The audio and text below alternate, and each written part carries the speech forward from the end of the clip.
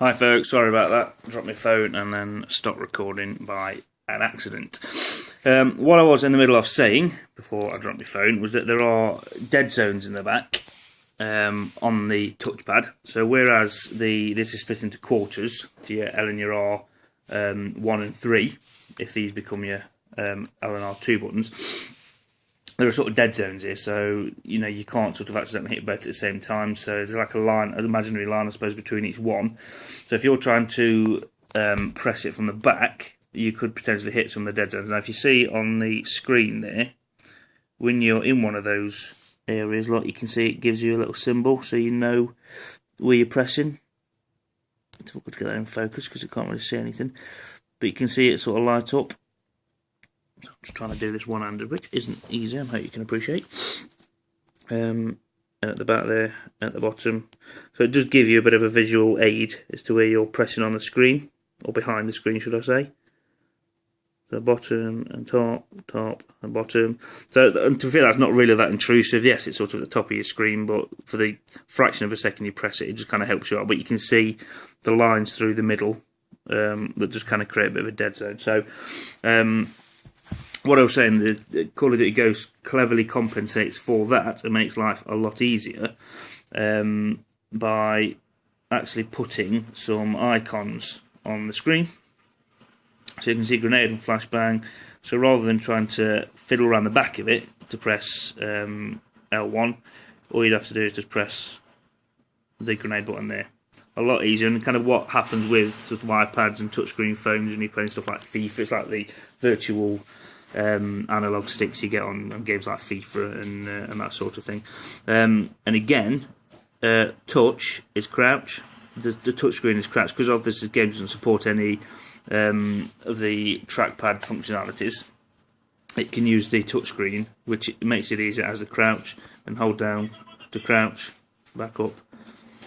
So that's really a good way of you making sure all the functions of the DualShock 4 are incorporated into the PlayStation Vita, and the functions will vary depending on what game you're playing.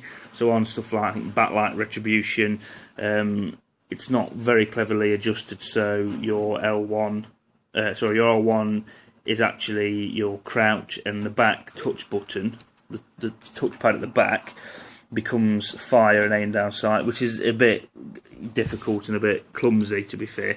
But obviously, a game like Call of Duty, it compensates for it well. So that's a really good function. So if we go back to the PlayStation 4 screen, as I mentioned before, it brings up the button there, and that will take you back, and we're sort of like for like again.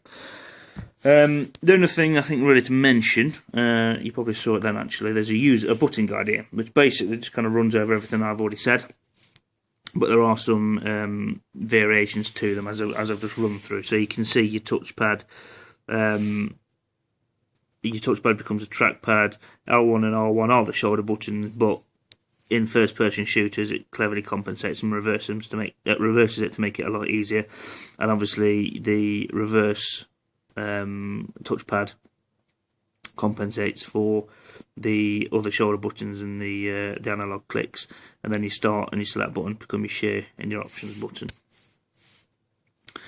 I think that's probably covered all bases. So that's basically a nice easy rundown of how remote play works. As I say, there are things that need to be improved. As I say, when you're connected via a router, it can be quite glitchy and a bit frustrating, but when you're in close proximity to your router, not so much of a problem. What I'd recommend, like I said before, is to connect directly via your PlayStation 4 if you're at home and you want to connect via remote play. He's back again, look.